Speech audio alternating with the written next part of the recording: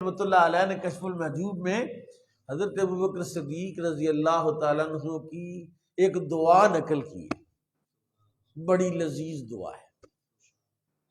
یہ جو صوفی لوگ ہیں نا، یہ صوفی بعض اوقات اپنے تصوف اور اپنی صوفیت جھاڑنے کے لیے بڑی بڑی باتیں کرتے ہیں نا، خود ہوتے کچھ نہیں ہے اور بڑی بات کرتے۔ حضرت ابوبکر صدیق نے کی وہ جو دعا ہے، حضرت داتا صاحب رحمۃ اللہ علیہ نے، بڑی مزیدار دعا ہے، اگر سننی ہے سبحان اللہ۔ حضور نے، حضرت ابوبکر صدیق نے کہا، یا اللہ مجھے دنیا عطا فرما، مجھے دولت عطا فرما، مجھے مال عطا فرما۔ یعنی اللہ تعالیٰ سے دولت، مال، دنیا طلب کی، اور ساتھ ہی ایک اور دعا بھی کی، یا اللہ مال دے وَزَهِّدْنِي عَنْهَا، اور مال کی محبت بھی نکال دے۔ یہ مال بڑی کمینی شے ہے، اگر اس کا سائیڈ افیکٹ کسی کو ہو جائے نا، کیا کہ بھئی مال جب آ جائے تو پھر دینے کو جی کرتا، اس کی محبت ہی ایسی بڑی ڈاڈی محبت ہے، اس کی پیسہ چھوڑنے کو نہیں جی کرتا۔ فرمائے، عرض کی، یا رب العالمین تو مجھے مال دے تاکہ حسرت نہ رہے کہ میرے پاس ہے نہیں، تو دے تو حسرت ختم ہو جائے، اور جب تو دے دے تو اس کی محبت ختم کر تاکہ میں بانٹ کے تو اجر بھی حاصل کر۔ حضرت ابوبکر صدیق رضی اللہ تعالیٰ عنہ نبی کریم صلی اللہ تعالی علیہ وسلم، اچھا میں ایک بات کہوں آپ کو، ایک ہے کہ نبی کریم صلی اللہ تعالی علیہ وسلم کی منقبت، آپ کی نعت، آپ کی تعریف میں کوئی کلام کیا جائے، اور ایک یہ ہے کہ رسول پاک صلی اللہ تعالی علیہ وسلم خود اپنی مجلس میں کسی کی تعریف کرے۔ اندازہ کریں آپ اس بندے کے مقام اور مرتبے کا، جس کی مدح، جس کی تعریف خود رسول اللہ فرمائیں۔ آپ نے فرمایا 360 عادتیں ہیں لوگوں، اگر کسی میں ایک عادت بھی ہوئی تو وہ جنت میں جائے گا۔ حضرت ابوبکر صدیق نے پوچھا، یا رسول اللہ میرے اندر بھی کوئی ہے؟ فرمایا 360 عادتیں ہیں، 360 خصلتیں ہیں، 360 کام ہیں، وہ 360 میں سے کسی بندے میں ایک بھی پایا گیا تو وہ جنت میں جائے گا۔ پوچھا، یا رسول اللہ میرے اندر بھی کوئی ہے؟ فرمایا تیرے اندر 360 کی 360 عادتیں موجود ہیں۔ اللہ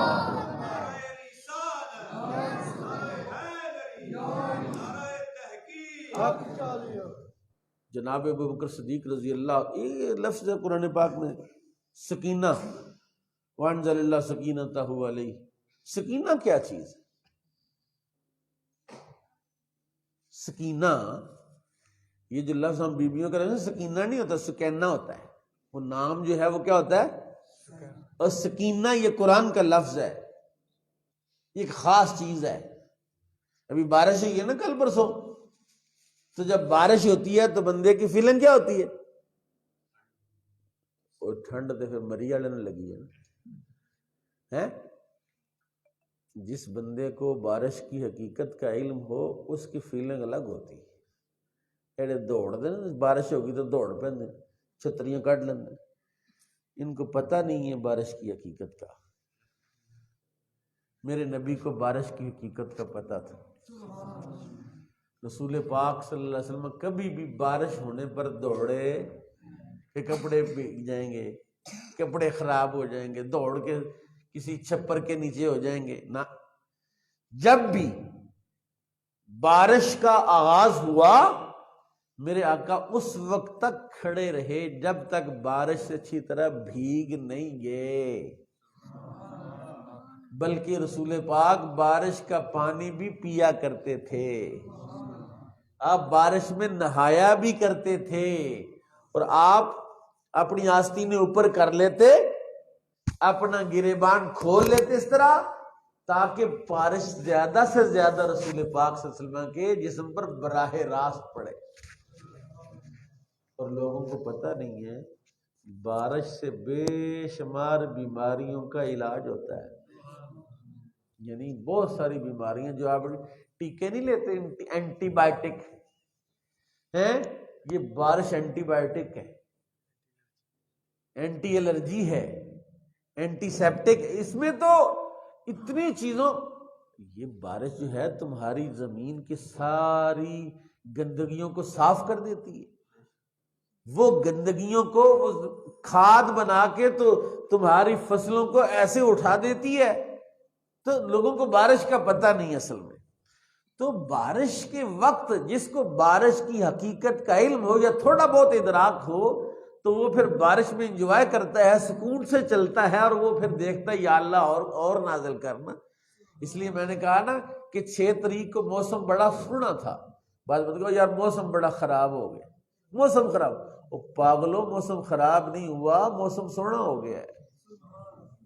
اللہ نے کہا فی السماء رزقکم افلا تعقلون، آسمان میں تمہارا رزق ہے، تمہیں عقل نہیں ہے. اور وہ جو آسمان میں تمہارا رزق ہے وہ اللہ بارش کے ذریعے تم پر نازل فرماتا ہے. تو جس دن رزق نازل ہو رہا ہو تو اس کو کہتے ہیں موسم خراب ہے، موسم خراب ہے. اور کیا ہوا جو اگر پانی اندر آ گیا ہے، کیا ہوا اگر کوئی چیز بھیگ گئی ہے، اور کوئی فکر کی بات نہیں ہے. آسمان سے میرا رب جب بارش نازل کرتا ہے تو اللہ تعالیٰ رزق ٹنوں کے حساب سے نازل فرماتا ہے. بلکہ ایک موقع پر تو باقاعدہ حضرت جبریل آئے تھے.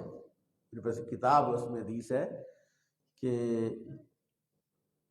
رسول پاک صلی اللہ تعالی علیہ وسلم کے لیے ایک نسخہ لے کر آئے کہ بارش کا پانی جمع فرمائیں اور اس پر یہ صورتیں پڑھیں. تو ہر قسم کا یہ جو شداب پڑھنا نہیں ہوتا لوگوں کو، یہ بھی بارش کے پانی سے ٹھیک ہو جاتا ہے، قرآن سے ٹھیک ہو جاتا ہے. اچھا بات دور چلے گی. سکینہ بات کر رہے تھے سکینہ کی کہ سکینہ کیا چیز ہے. ایمان کی حقیقت جب کسی پر ظاہر ہوتی ہے تو اس کو سکینہ کہتے ہیں. میرا اللہ جب کسی پر سکینہ نازل کرتا ہے تو اس کے لیے اس کا یقین، اس کا ایمان، اس کا جو توکل اور اس کی وہ جو ایمان کی ساری کیفیات وہ بڑھ جاتی ہیں. اور یہی معاملہ حضرت ابوبکر صدیق کے ساتھ ہوا غار ثور میں. کہاں ہوا؟ غار ثور کے اندر جناب ابوبکر صدیق رضی اللہ تعالیٰ موجود تھے تو حضور کے ساتھ. آپ کو پتہ ساری بات کا، وہ بڑی لمبی بات ہے لیکن میں مختصر کروں گا. آپ کو پیاس لگ گئی غار کے اندر، حضور نے فرمایا عرض کی حضور مجھے بڑی شدت کی پیاس لگی. آپ نے فرمایا فاذهب الى صدر الغار فاشرب، غار کے منہ پر جا کے تو پی لے. اب وہاں کون سا نلکا لگا ہوا تھا؟ حضرت ابوبکر صدیق اٹھے اور غار کے دروازے پر گئے تو وہاں ایک پانی کا ٹھنڈے میٹھے اور سفید پانی کا چشمہ جاری تھا. رج مار کے پیا، سبیل لگی ہوئی تھی. حضور نے پوچھا پیا ہے؟ ہاں جی. کیسا تھا؟ حضور احلا من الاصل ابرد من الثلج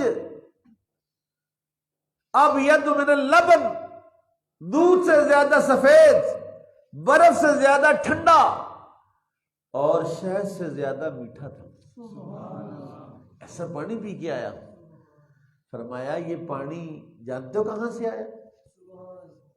حضور یہ پانی کہاں سے آیا؟ فرمایا تو نے مجھ سے پانی کا مطالبہ کیا، اللہ نے ملک الانہار جنت کی نہروں کے فرشتے کو حکم دیا کہ جنت سے لے کر غار کے منہ تک چشمہ پہنچا، میرے محبوب کے یار نے پانی پینا ہے. تو جنت سے چشمہ غار کے دروازے تک ابوبکر تیرے لیے لایا گیا ہے. اللہ کے ہاں میرا یہ مقام. فرمایا اس سے بھی زیادہ. حضور وہ کیا ہے؟ فرمایا ابوبکر جس کے دل میں تیرا بغض ہوگا اگر وہ 70 نبیوں کی عبادت بھی لے کر آ جائے اللہ اس پر جہنم کو حرام کر دے. جس کے دل میں اے بندے جو ہے نا بڑے ابو بکر صدیق رضی اللہ عنہ منقبت پڑھی ہے، مہر بھائی نے منقبت پڑھی ہے، منقبتیں پڑھتے ہیں، باتیں سنتے ہیں. جب حضرت ابو بکر صدیق کے خلاف کوئی بندہ بول رہا ہو تو کوئی نہ کوئی تو تھوڑا بہت اثر ہونا چاہیے نا. میرے ابا جی کے خلاف کوئی بندہ بات کر رہا ہو میں کچھ نہ کچھ تو کروں گا نا. کچھ نہیں کر سکوں گا تو دل میں کچھ نہ کچھ تو کروں گا. یہ جو اذان ہوتی ہے اشہد ان امیر المومنین علی ولی اللہ وخلیفۃ بلا فضل ہے، تو چپ کر کے آتے جب جپیاں پا رہے ہوتے، ہاں جی ہاں جی آؤ جی شیخ صاحب، آؤ جی شیخ صاحب اپنے یار نے. یہ کیا بدماشی ہے؟ ایک طرف جناب صدیق اکبر رضی اللہ تعالیٰ عنہ کے ساتھ محبت کا حکم ہے اور دعویٰ بھی ہے، اور جب رسول اللہ کو محبت ابو بکر صدیق سے ہے. کل میں بیان کر رہا تھا کہیں، کل یہ پرسوں درس قرآن تھا کہ ایک بندہ یہاں سے عمرہ کرنے کے لیے گیا تو اس کا ایک یار تھا گاؤں کا نمبردار. اس نے کہا یار جانا تو میں بھی چاہتا ہوں لیکن میں ایک وجہ سے نہیں جاتا. اس نے کہا کیا وجہ ہے؟ اس نے کہا حضور صلی اللہ علیہ وسلم کو میرا پیغام دینا. سنو اس کی جرأت دیکھو. حضور صلی اللہ علیہ وسلم کو میرا پیغام دینا کہ میں آپ سے محبت ہے، آپ سے ملنے کے لیے آنا چاہتا ہوں، لیکن جو آپ کے پاس 2 بندے ہیں نا مزار میں ان کی وجہ سے میں نہیں آتا، مجھے ان سے نفرت ہے. کہتے ہو میں نے اس کی بات سنی مجھے اچھا نہ لگا. میں نے کہا یار کیسا گندا آدمی، لیکن میرا یار تھا میں نے اس کو کہا بھی کچھ نہ اور چپ کر کے مجھے اچھا نہ لگا. اس دن سے مجھے نفرت ہو گئی اس سے. جب مدینہ شریف پہنچا مجھے بھول گئی بات کوئی ہوئی تھی. مدینہ شریف پہنچا تو اچانک مواجہ شریف چہرہ جو حضور کے چہرے مبارک کی جو جالی اس کو مواجہ شریف کہتے ہیں وہاں پہنچا تو مجھے وہ بات یاد آ. اچانک وہاں بیٹھے بیٹھے مجھ پر غنودگی توری، سو گئے. مجھے خواب آیا. حضور نے فرمایا لمبڑ کیا کہتا تھا؟ کہتے میں ڈر گیا کہ رسول پاک صلی اللہ علیہ وسلم کو کیا کہوں. آپ نے بتانا کیا کہتا تھا؟ کہا حضور وہ کہتا تھا میں آنا چاہتا ہوں لیکن یہ جو آپ کے پاس ہے نا مجھے ان سے نفرت ہے اور میں ان کی وجہ سے نہیں آتا. حضور نے حضرت مولا علی کا علی تلوار پکڑ اور اس لمبڑ کا سر قلم کا. کہتا میرے سامنے حضرت مولا علی نے تلوار پکڑی اور اس کی گردن اڑائی اور وہ گردن سامنے وہ کنویں میں گری جا کے. مجھے پتا اچھی طرح سے کہ وہ گردن اس کی گردن جو ایسے اتاری تن سے جدا ہوئی اور وہ دور جا کے کھڈے میں گری. میں دیکھ رہا تھا اور میں ڈر گیا. مجھے سمجھ آ گئی کہ جو حضرت ابوبکر صدیق سے حضرت عمر فاروق سے اظہار نفرت کر دو اس کی گردن اتارتا کون ہے؟ اس کی گردن اتارتے مولا علی ہیں. کہتے جب میں عمرہ کر کے واپس آیا نا تے اس وقت آپ تو ایئرپورٹ اس وقت اسٹیشن پہ لوگ مجھے لینے ان کے یار تیرا یار لمبڑ قتل ہو گئے. کی ہویا کہتے یار پتہ نہیں انہیں توڑ لتی ہے تو توڑ نہیں لبھی ہوئی. انہوں نے ٹیشن تے کیا کہنا مینوں پتا توڑ کتنے ہو. پنڈ والے کہتے نہیں عمرے تو آ رہا بندہ قتل اتنے ہوا ہے انہوں مہینہ ہو گیا کہنا مینوں پتا توڑ کتنے. انہوں نے کہا چل ہاں دس. وہ گئے تو اس نے بتایا کہ اس طرح وہ کھڈا اس کو نظر آیا تھا خواب میں. کہتا اس کے اندر ہے. دیکھی تو گردن اس میں پڑی ہوئی تھی، بدبو اور گندگی اور کیڑے پڑے ہوئے ہیں. اور بات چلتے چلتے تھانے تک پہنچی. تھانے دار نے پھڑ لیا تینوں توڑ دا پتا ہے تو مارے. انہوں نے کہا یار گل یہ نہیں ہے گل آؤ میں تمہیں دس. انہوں نے کہا دس. اس نے یہ بات بتائی کہ میں حضور کے مواجہ شریف پر تھا تو مجھے یہ خواب آیا اور اس کی گردن مولا علی نے اتاری. میں نے اپنی آنکھوں سے دیکھی اور میرے آنکھوں کے سامنے اس کی گردن جو ہے وہ رڑتی ہوئی اس کھڈے میں گری تھی. مجھے تو وہ خواب کی بات ہے. میں نے کہا کہ مجھے پتا ہے توڑ کتنی ہوگی. اس لیے یاد رکھنا میرے آقا امام الانبیاء کے یاروں سے جو بغض اور نفرت کرتا ہے اس کی گردن مولا علی نے اتارنی، مولا علی نے اتارنی ہے۔ اور سنو، میں یہ نہیں کہتا کہ آپ کسی کے گلے پڑ جائیں جا کے، کہتا ہوں یار 3 درجے ہیں، ہاتھ سے روکو، من رأى منکم منکرا فلیغیر بالید ومن لم یستطع فلیغیر باللسان ومن لم یستطع فلیغیر بالقلب وذالک اضعف من الایمان۔ کہ برائی دیکھو تو ہاتھ سے روکو، ہاتھ سے نہیں روک سکتے تو زبان سے روکو، زبان سے نہیں روک سکتے تو دل میں تو برا جانو یار، دل میں تو برا جانو۔ ہم نے تو کب کہا پکڑ کے اڑا دو، نہیں، پکڑ کے تمہیں اڑانے کی کیا ضرورت ہے، حضور خود گردن اتروا دیں گے، ہمیں یہ پنگا لینے کی ضرورت ہے؟ پھر مت آ کے تم کہنا کہ مجھے پتہ توڑ کے تھے۔ سکینہ کی بات کر رہا ہوں کہ حضرت ابوبکر صدیق سے رسول اللہ نے غار ثور میں کہا، ابوبکر جس کے دل میں تیرا بغض ہوگا وہ 70 نبیوں کے برابر بھی عبادت لے کر آئے گا، اللہ اس پر جنت کو حرام کر دے گا اور جنت میں وہ جا ہی نہیں سکتا جس کے دل میں تیرا بغض ہوگا۔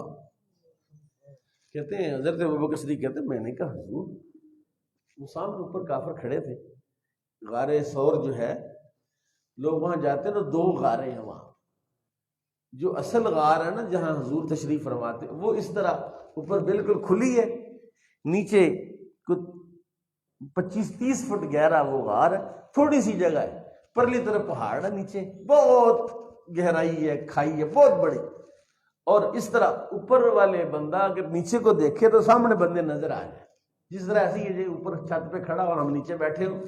حضرت ابوبکر صدیق نے کہا حضور یہ اگر اپنے پاؤں کی طرف دیکھیں گے نا تو انہوں نے ہمیں دیکھ لینا، ہم ان کو نظر آ جائیں گے۔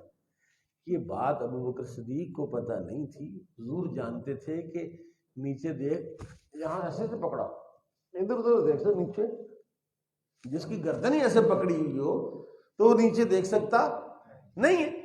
حضور جانتے تھے کہ گردنیں تو یہاں پکڑی ہوئی ہیں، نیچے دیکھ ہی نہیں سکتے۔ حضور نے فرمایا، ابوبکر صدیق کی حالت دیکھی نا، جب قرآن کا لا تحزن ان اللہ معنا فانزل اللہ سکینتہ علیہ، اللہ کہتا ہم نے ان پر سکینہ، وہ سکینہ کیا ہے؟ حضور نے فرمایا میرے پاس یہ حوالہ تقریباً 21 کتابوں کا حوالہ ہے، یہ جو بات میں آپ کو بتانے لگا ہوں، میرے استاد گرامی ہیں مولانا برکت صاحب، انہوں نے نوٹس بنا کے بھیجے ہوئے ہیں، میں اگلے دن پڑھ رہا تھا۔ انہوں نے کہا حضور نے فرمایا اگر یہ ادھر سے آئیں گے تو ہم ادھر کو جائیں، کیا اگر یہ ادھر سے آئیں گے تو ہم ادھر کو جائیں۔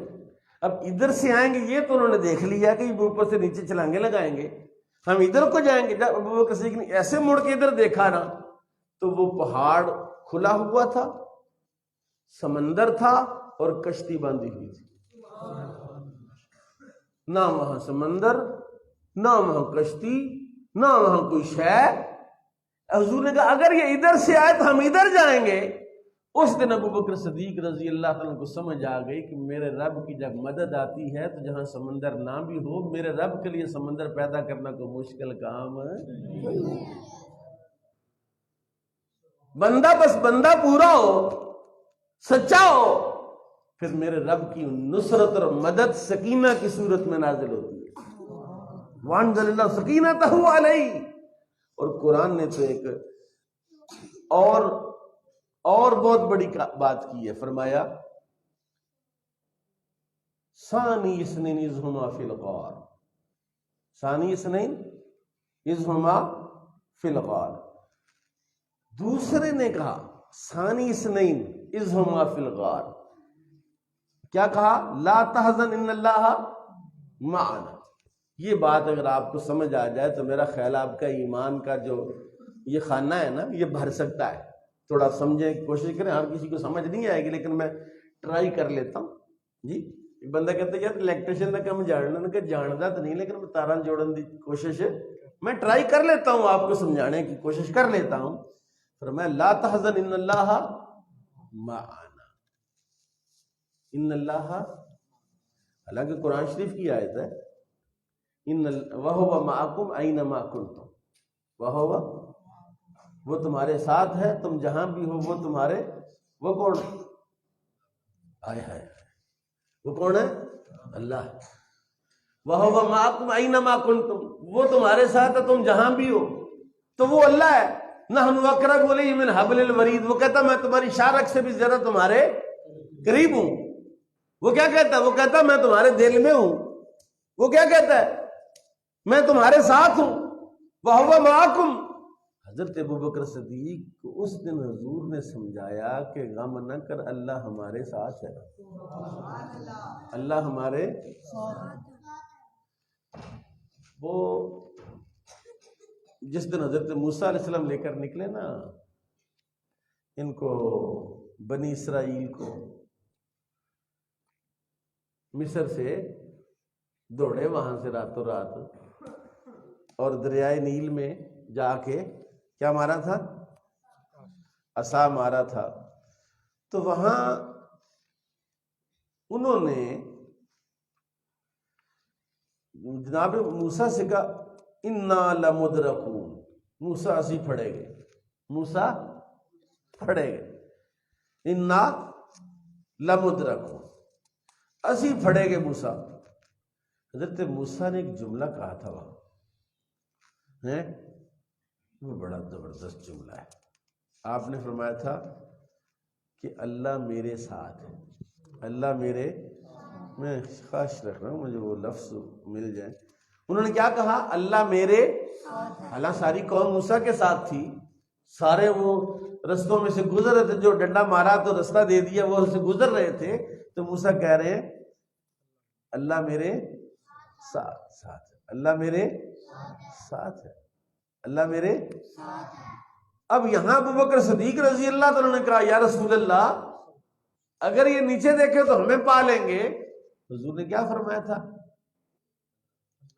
اللہ ان اللہ معنا۔ موسیٰ کی طرح یہ نہیں کہا تھا کہ اللہ میرے ساتھ ہے، بلکہ یہ کہا لا تحزن ان اللہ معنا، اور ابوبکر پریشان نہ ہو، اللہ میرے اور تیرے ساتھ ہے۔ یعنی تیرا مقام آج یہ ہے کہ جتنا اللہ غار کے اندر میرے ساتھ ہے اتنا ہی اللہ آج تیرے ساتھ بھی ہے۔ یعنی یہ حضرت ابوبکر صدیق کی عظمت کی انتہا ہے کہ وہاں حضور نے اللہ کی معیت کی کیفیت بیان کرتے ہوئے ابوبکر کو الگ نہیں کیا۔ ان اللہ معنا، اللہ ہمارے، کہتے ہیں اس وقت پھر سکینہ نازل ہوا ابوبکر صدیق، وہ سکینہ تھا، وہ سب کچھ آپ نے دیکھ لیا تھا۔ اس لیے جب حضور بدر کے میدان میں ایسے دعا کر رہے تھے یا اللہ یہ مٹھی بھر لوگ نہ رہے، یا اللہ تیرا نام لینے والا کوئی نہیں ہوگا، حضرت ابوبکر صدیق نے وہ دیکھ لیا ہوا تھا نا، تو حضور کے ہاتھ پکڑ پکڑ کے نیچے کر رہے تھے، حضور بس کریں، حضور بس کریں، حضور بس کریں، اللہ مدد کرے گا آپ کی۔ کیونکہ حضرت ابوبکر صدیق نے وہ سکینہ کی کیفیت کو دیکھ لیا۔ اللہ تمہارے ساتھ بھی ہے، کبھی ٹرائی تو کر کے دیکھو، کبھی اللہ والے کے پاس بیٹھو نا، وہ تمہیں بتائے کہ اللہ اللہ کرنے کا طریقہ اور سلیقہ کیا ہے۔ اللہ اللہ کرنے سے اللہ نہ ملے، اللہ والے ہیں جو اللہ سے ملا دیتے ہیں۔ کبھی اللہ سے مل کے ملاقات کر کے دیکھ تو صحیح، کائنات تیری غلام نہ ہو جائے تو پھر مجھے کہنا۔ ابوبکر صدیق کی ساری کائنات غلام تھی، اور آج ہر دانا آدمی غلام ابوبکر بننا چاہتا ہے۔ یہ ہمارے نعت خوانوں کو اللہ ہدایت عطا فرمائے، خاص طور پر ہمارے نقیبوں کو، کہ عوام تو بیچاری جاہل ہے، وہ ایسی منقبتیں پڑھ پڑھ پڑھ پڑھ پڑھ پڑھ پڑھ۔ کل نا وہ محفل میں اس بندے نے، آپ نے کھچ ماری تھی، اس بندے نے کھچ ماری تھی، اس نے کہا، میں نے اس کہنا تھا سمجھانا کہ کیا کھچ ماری تم نے؟ اس نے کہا اس کی نماز ہی نہیں ہوتی جس کے دل میں حسین نہ ہو۔ میں حیران ہو گئی، یار یہ بندہ کیا کر رہا ہے؟ اب بیچارے جو جاہل بندے بیٹھے ہوئے انہوں نے سن لیا بھی یار جس کے دل میں حسین نہ اس کی نماز نہیں ہوتی۔ یہ کہاں سے اس نے نکالا؟ نہ قرآن میں، نہ حدیث میں، نہ فقہ میں، نہ کہیں بھی۔ تو اس طرح کے ہمارے جو نقیب ہیں یہ گلی محلے سے اٹھ کے تو شروع ہو جاتے ہیں عقیدے سکھانا۔ ان کو سمجھاؤ، ان سے بچو، کسی عالم سے عقیدہ سیکھو، ان جاہلوں سے عقیدے۔ 10 روپے کی کتاب آتی ہے، اس کے بعد نقیب ہوتا ہے، عوام ہوتی ہے، خطیب صاحب بیچارے بیٹھے ہوتے ہیں۔ میں وہاں بیٹھا ہوا تھا، اتنی بڑا پروگرام تھا، میں وہاں بیٹھا تو وہ کھچے مار رہا تھا۔ میں نے 2-4 دفعہ مڑ کے ادھر ادھر دیکھا، پورے سٹیج پر کسی بندے نے اس کو محسوس ہی نہیں کیا کہ اس نے کتنی بڑی کھچ ماری ہے۔ تو میں نے پیچھے مڑ کے بھی دیکھا، ادھر دیکھا، ایک اور صاحب میرے ساتھ بیٹھے، میں نے کہا یار کسی کو محسوس ہوگا، جب سٹیج والوں کو نہیں پتا کہ کھچ ماری ہے تو جو نیچے بیٹھے ان کو کیسے پتا چلے گا؟ اس لیے سب سے بڑا مقام امت میں رسول اللہ کے بعد ابو بکر صدیق کو اللہ نے عطا فرمایا ہے۔ اللہ تعالیٰ جناب صدیق اکبر کی عظمت اور شان کو سمجھنے کی توفیق نصیب فرمائے۔ وما علی الا البلاغ۔ ایک دفعہ درود شریف پڑھیں، الصلاۃ والسلام علیک یا رسول اللہ۔